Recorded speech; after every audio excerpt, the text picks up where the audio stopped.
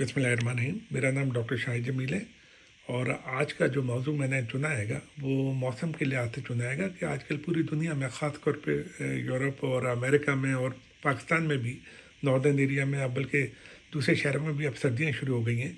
उसी इसके हिसाब से मैंने ये मौजू चुना हैगा। उसका उन्वान है इन्फ्लुएंजा वायरस और कॉमन कोल्ड में क्या फ़र्क हैगा।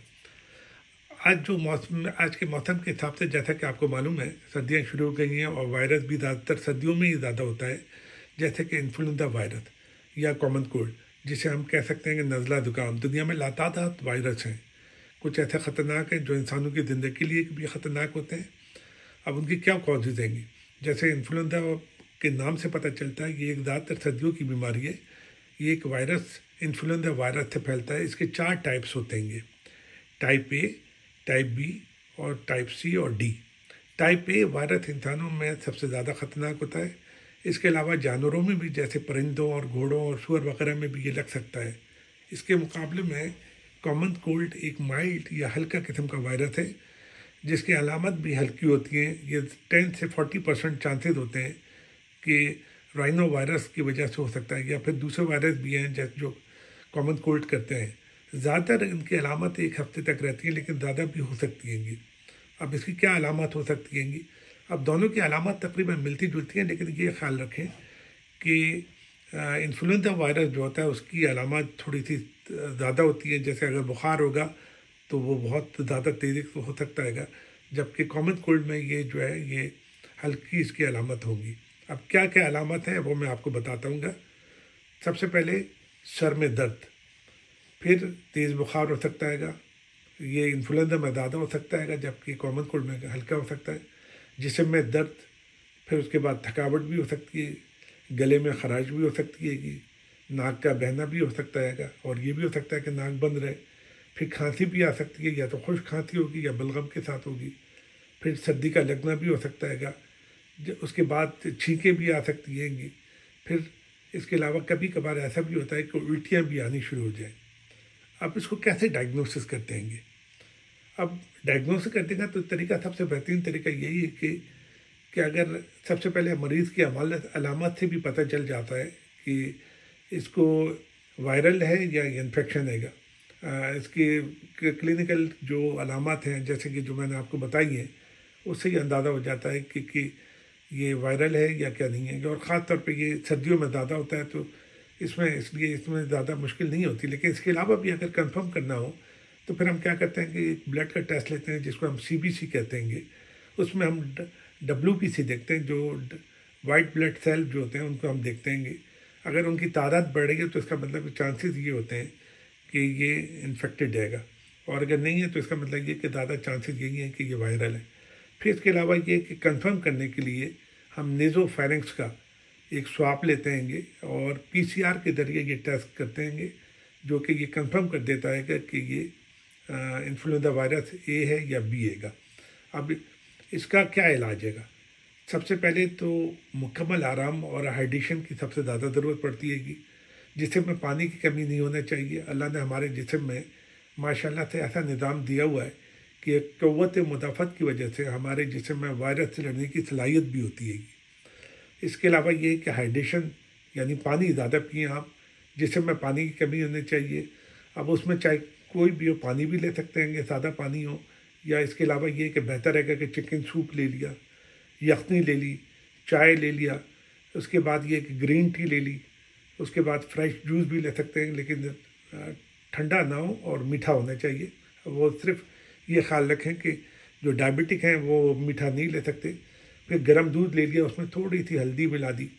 फिर उसके बाद बॉयल अंडे आपने ले लिए। कॉफ़ी ले सकते हैं, लेकिन कॉफ़ी का ख्याल रखें कि उन लोगों को ख्याल रखना पड़ेगा जो दिल की बीमारियाँ हैं, ख़ास तौर पे जो इस्केमिक हार्ट डिजीज़ है, जिनको शरियाने की प्रॉब्लम है, दिल की शरियानों की प्रॉब्लम हैगी। क्योंकि ज़ाहिर है कि कॉफ़ी लेने से दिल की धड़कन बढ़ सकती हैगी, और जब दिल की धड़कन बढ़ेगी तो फिर उनके लिए दिल की बीमारियां उनके लिए सही नहीं हैगी, ख़ास तौर पे एंजाइना या इस्केमिक हार्ट डिजीज़ जिसे हम कहते हैं। इसके अलावा फिर ये है कि हल्के गर्म पानी से गरारे भी करें, उसमें थोड़ा सा नमक डाल लें ताकि गले को आराम मिले। फिर इसके अलावा दवाइयाँ ले सकते हैं, लेकिन कोशिश करें कि ज़ाहिर है कि जिस्म का दर्द है तो आपको ऐसी दवाई तो लेनी पड़ेगी जो जिस्म के दर्द के लिए कि जैसे एसिटामिनोफेन है, वो जो एसिटामिनोफेन में टाइनॉल ले सकते हैं जो कि यूरोप या अमेरिका वगैरह में होती है, या पैनाडोल या पैरासीटामोल जो है वो पाकिस्तान में या इंडिया में भी मिलती होंगी, तो वो ले सकते हैं। लेकिन ये चीज़ का ख्याल करें कि पैरासीटामोल सिवाय जिगर के मरीज़ में, जो अगर खुदा न खासा किसी का जिगर का प्रॉब्लम हो या लिवर का प्रॉब्लम हो तो उसमें नहीं खाते, बाकी और दूसरी कंडीशन में ये सेफ दवाई है। फिर इसके अलावा ये कि ब्रूफन भी ले सकते हैं जिसको आइबुप्रोफेन कहते हैं, लेकिन उसमें चांसेस यही होते हैं कि मैदे में कहीं गैस्ट्राइटिस वगैरह ना हो जाए, और ये कि ज़्यादा खाने से किडनी को भी नुकसान पहुंच सकता है। तो ये गोली जो है ज़रा एहतियात से खाने की ज़रूरत होती है। फिर वैसे तो दवाइयों की ज़रूरत नहीं है क्योंकि ये एक हफ्ते के अंदर ही ज़्यादातर चांसेस देंगे ये ठीक हो जाता है, लेकिन अगर उसके बाद भी अगर ज़रूरत पड़े तो फिर इसके अलावा ये कि हम एंटीहिस्टामिन भी ले सकते हैं जो ज़ुकाम और छींकों को कंट्रोल करने के लिए काम आती है। फिर अगर नाक बंद हो रही है तो नेज़ल सलाइन के जो ड्रॉप्स होते हैं वो भी ले सकते हैं। अब इसके अलावा ये कि खांसी ज़्यादा है तो हम कफ सिरप ले सकते हैं। अब कफ सिरप को भी देखना पड़ेगा कि कुछ कफ सिरप ऐसे होते हैं जिनसे दिल की धड़कन बढ़ जाती है, तो फिर वही मसला आएगा कि वो पेशेंट जिनको पहले ही टैकीकार्डिया हो या जिनको कार्डियक प्रॉब्लम वगैरह हो तो उनको ज़रा एहतियात करनी पड़ेगी। तो उसकी जब अगर कफ सिरप भी ये देख के लेना पड़ेगा कि अगर बलगम आ रही है तो कफ एक्सपेक्टोरेंट लेना पड़ेगा, और अगर खुश्क खाती है तो कफ सप्लीमेंट लेना पड़ेगा। लेकिन एक ये है कि उसका आप लिटरेचर देख लेंगे कौन सी कोई खुदा न खासे उसके जो साइड इफ़ेक्ट हैं वो आपके ऊपर तो नहीं लगते। फिर इसके अलावा ये कि और दूसरी चीज़ें हैं जैसे इम्यूनिटी बढ़ाने के लिए विटामिन सी ले सकते हैं, 1000 मिलीग्राम की गोली आप ले सकते हैं रोज़ाना, और उसके अलावा टैबलेट जिंक जो है वो 50 मिलीग्राम ले सकते हैं। ये दोनों चीज़ें जो है ये इम्यूनिटी को बढ़ाती है। लेकिन इस चीज़ का ख्याल करें कि विटामिन सी का ख्याल इसलिए रखना पड़ेगा कि जो ऐसे लोग जिनको किडनी में स्टोन है, ख़ासतौर पर कैल्शियम ऑक्सलेट के, तो उनको ये एहतियात करनी पड़ेगी क्योंकि विटामिन सी जो है कैल्शियम को एब्जॉर्प्शन करने में या उसको एडजस्ट करने में ज़्यादा मदद देती है। तो उससे ज़्यादा चांसेस ये हो सकते हैं कि कहीं ना हो कि खुदा ना खास्ता विटामिन सी खाने से कैल्शियम के स्टोन बढ़ जाए। तो इस चीज़ का ख्याल कीजिए, करना पड़ेगा। फिर इसके अलावा क्या आप इसमें क्या एहतियात करनी पड़ती है? सबसे बड़ी एहतियात तो यही है कि जब खांसें या छींकें तो नाक में या मुंह में रुमाल रख लें। अब बेहतर तो यही है तरीका कि फेस मास्क रखें, अगर फेस मास्क नहीं है तो हाथ रख लें। कोशिश यही करेंगे फेस मास्क लगा के रखें। फिर दूसरा ये कि कोशिश करेंगे उन लोगों से एहतियात करें जिनको ये अलामत हैं। फिर इसके अलावा ये कि अपने आप को बीमार समझे तो कोशिश करें कि घर में रहें।